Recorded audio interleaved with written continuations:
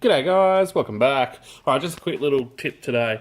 Now, when doing gaskets, this is a paper gasket, quick one, quite thick, go on, focus, no, 1.5mm gasket anyway, general paper. Now, depending on what you're doing, like application, how often you're going to pull something apart, application, sorry, can depend on what you actually use to put it on. Now, this is the back diff cover off my burnout car, so pretty likely it's going to get broken, have to come back apart again more than once.